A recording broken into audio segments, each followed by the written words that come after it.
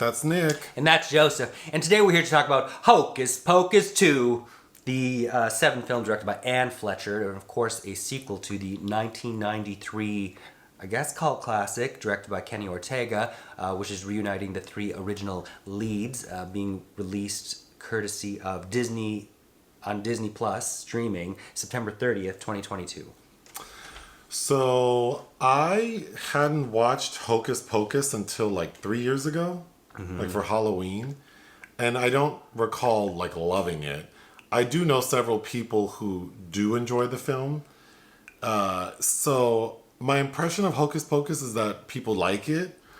But so I don't know. I think a lot of young homosexuals coming of age seem to really gravitate towards this film. I couldn't tell you what the first one's about. Based on what the second one explained, I surmised that in the first film, the Sanderson sisters, played by Bette Midler, Sarah Jessica Parker, and Kathy Najimy, are banished somewhere.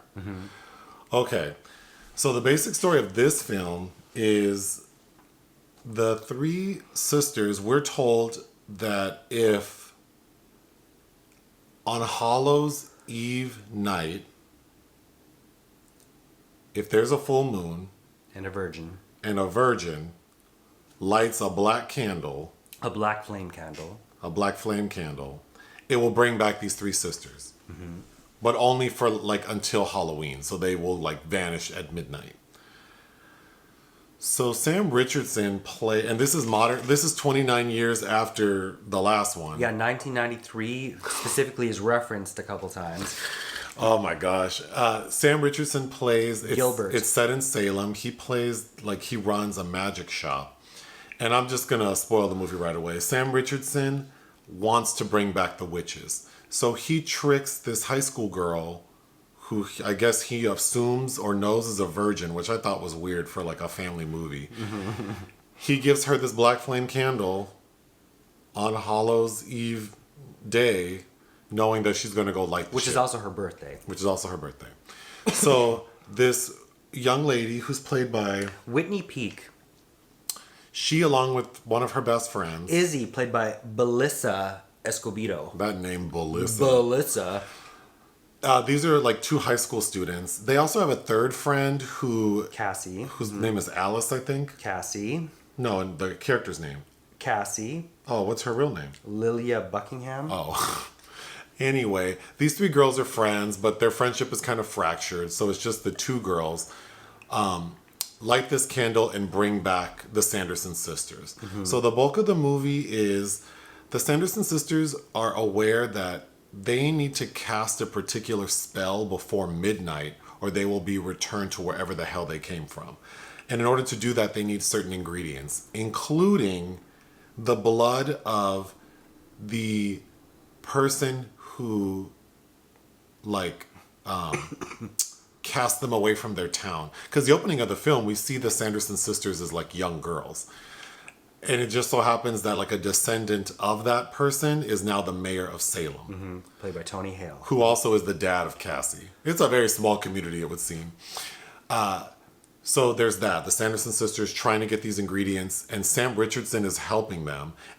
Which is, we can get into it more, but it's so weird because these 3 witches are not good witches. So I don't know. He says he believes they're not bad, but whatever.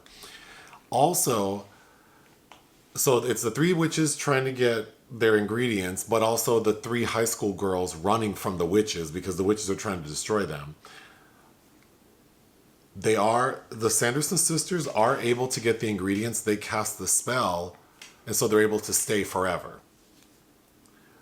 But in the opening of the film, when they're kids, we're shown that that's how Bette Midler's character first gets the book with the eye in it. And there's one spell that immediately the witch who transformed or like gave her the book tells her, don't you ever cast that spell. And the spell is like for the most powerful witch or something. Magicae Maximus or something. Something. And the witch, like the witch who gave the book says, just don't ever cast that. There are a lot of repercussions you don't want. Just don't ever cast it. Why it's in the book, we don't know. Bette Midler's character cast that spell, but the side effect of casting the spell is that the thing she holds most dear to her would vanish. And that's her 2 sisters. So the two sisters vanish. And then we have Bette begging Whitney, Becca's her name. Becca, Becca in book. to help her because at that point, the book has chosen Becca.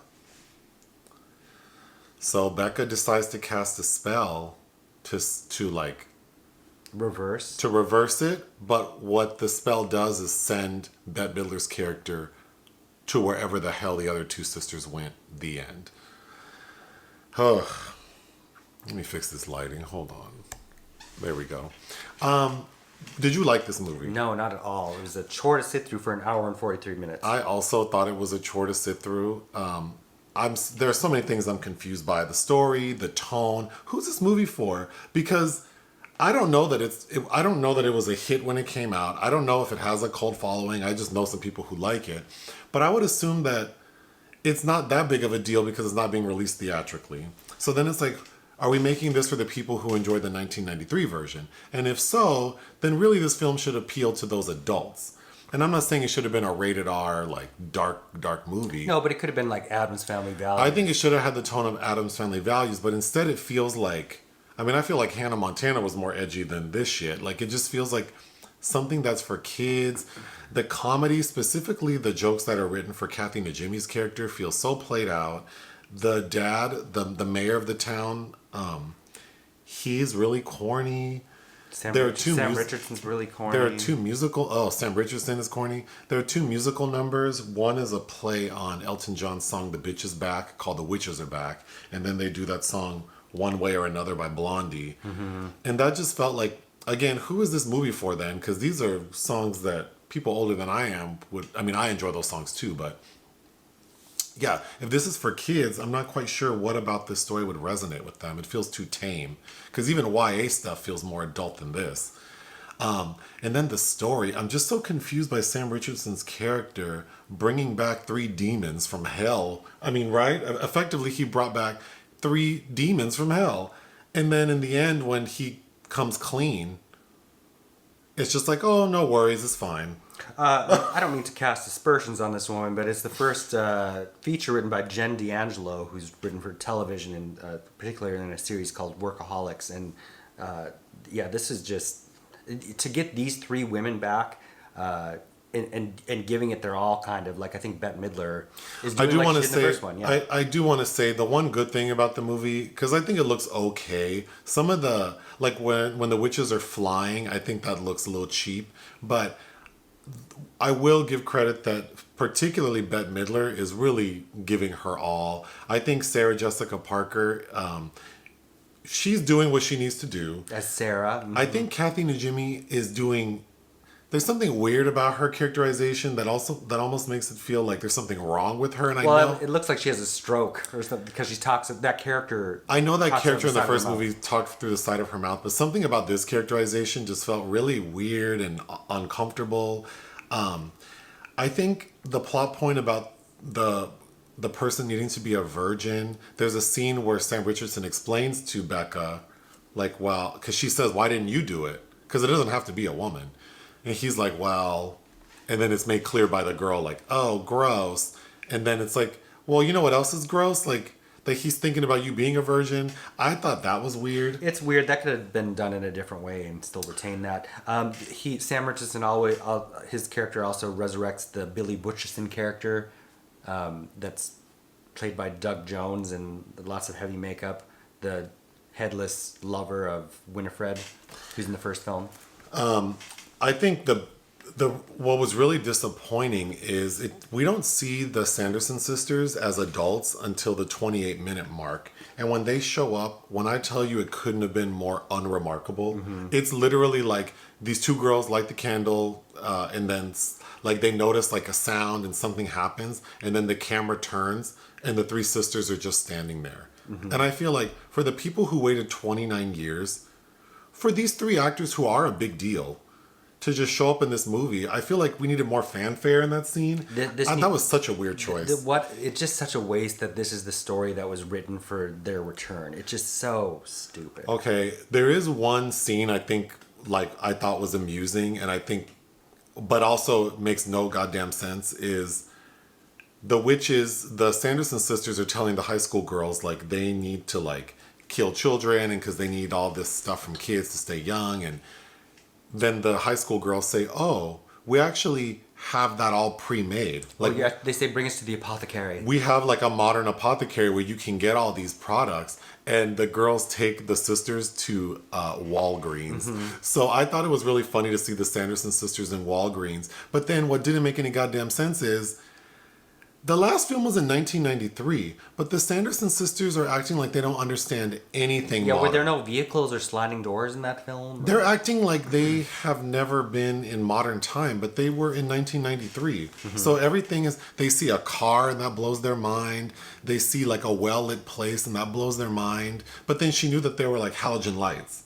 I just thought that was so poorly written. There's another amusing scene is when the book chooses Becca over Winifred, because she's looking at it and she's making eye contact with that book and it's drifting towards. It's a shame because, yeah, there are a couple of moments. And I actually thought the one high school girl, whatever her name was, Cassie, she had nothing to do. But the other two, Belissa and Whitney, I actually think they were supposed to be high school students. I thought they were actually quite likable. It just doesn't make sense that Whitney Peak is like a beautiful young woman and she's supposedly this outcast that gets bullied. That didn't make sense because really she felt to me more like Zendaya in the Spider-Man movies. Like she's smart, the kids like her, but she's kind of like, I'm too good for this dumb shit. But then they make her character seem kind of...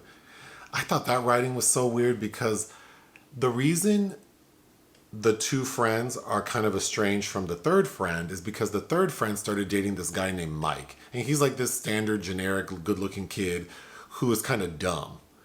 So the two other friends feel like he makes fun of them. But then we get a scene where we realize he's so dumb he didn't realize he was making fun of them. So then when he does realize it, he's upset. And so then all's well that ends well between the three friends. I just like that scene. Like, why was that necessary? Then, don't know. I mean, my final note was like, this humor makes no sense. And then considering I don't know who it's for, it really doesn't make sense. Yeah, I can't picture like adolescents or preteens thinking it's funny. Because when the first one came out, you were a kid, right? I was like 9. Yeah. There are no like catchy moments. You know, kids like catchy songs, and I feel like there are no real catchphrases. And then for adults, there's really no like adult humor. There's nothing amusing in this film, really. Yeah, I'm so sad to say that. But interestingly, it was shot by Elliot Davis, who has worked with a lot of very interesting directors, including Alan Rudolph, Steven Soderbergh, and even Catherine Hardwicke. He lends both 13 and the first Twilight. I don't know, Anne Fletcher, I either I forgot or neglected to realize she directed this, and she sadly seems like the type of director who takes the things Nancy Meyers doesn't want to do. Oh. And I haven't seen Step Up, her debut with Channing Tatum, or 27 Dresses, but I've seen The Proposal and The Guilt Trip and Dumplin' and Hot Pursuit, and didn't really care for any. Well, Dumplin', maybe there's an argument for some things, but this does feel very much in keeping with that kind of broad humor of The Proposal or Hot Pursuit, as in not very good. But yeah, this was not enjoyable. Well, okay. So what would you give it? 1. Oh.